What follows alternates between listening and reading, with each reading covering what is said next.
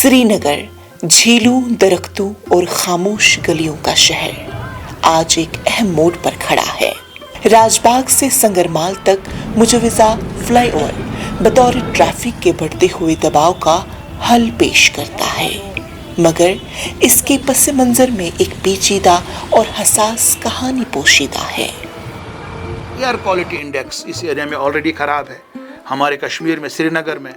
और यही air quality index कहाँ पहुँच जाएगा जब एक साथ जमावड़ा हो जाएगा। ये मंसूबा महज सड़कों की तामीर नहीं बल्कि एक ऐसे माहौलियाती और सकाफती वर्से को चैलेंज कर रहा है जो सदियों से इस शहर की पहचान रहा है।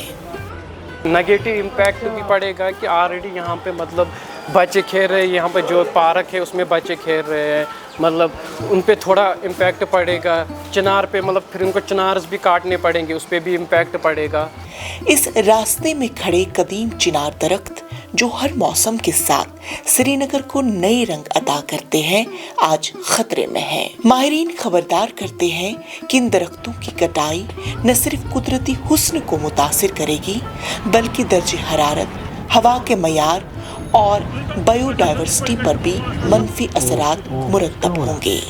फ्लाईओवर तो बनेगा मगर फ्लाईओवर खुलेगा कहाँ पे? ओपन स्पेस में खुलना चाहिए। जो हमारे पास एक मिसाल है यहाँ पे, जो हमारा यहाँ पे फ्लाईओवर बना जहांगीर चौक का रामबाग में, जब वो खुलता है वो बोटल नेक में फंस जाता है आगे रामबाग और नटीपुर, जहाँ से भी आए आप। Same is the case with संगरमाल। जब हम संगरमाल से मतलब ट्रैवल करेंगे उसमें आ जाएंगे आगे बोटल नेक राजबाग थाने के पास, एक तो वो है।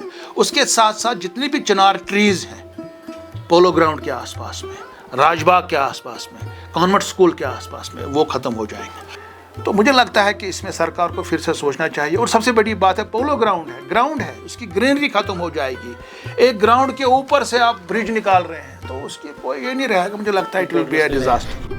ये इलाका सिर्फ कुदरती लिहाज से अहम नहीं बल्कि यहाँ कायम तालीमी इदारे और रिहायशी बस्तियाँ अपनी पुरसकून फजा के लिए जानी जाती हैं।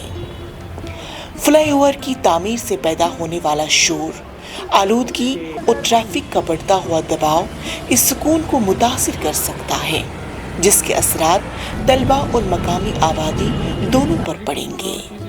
3 बड़े एजुकेशनल इंस्टीट्यूशंस हैं। प्रेजेंटेशन कॉन्वेंट स्कूल है, वहाँ पे कितना आपको नॉइज़ पोल्यूशन होगा। उसके बाद वहाँ पे इंस्टीट्यूट ऑफ होटल मैनेजमेंट है, वहाँ पे कितना नॉइज़ पोल्यूशन होगा।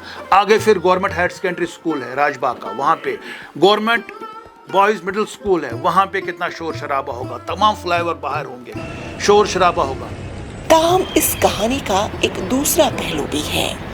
शहरियों का एक तबका और सियासी लीडरान इस मंसूबे को वक्त की ज़रूरत समझते हैं, क्योंकि बढ़ती हुई गाड़ियों और रोज़मर्रा की ट्रैफिक ने ज़िंदगी को मुश्किल बना दिया है।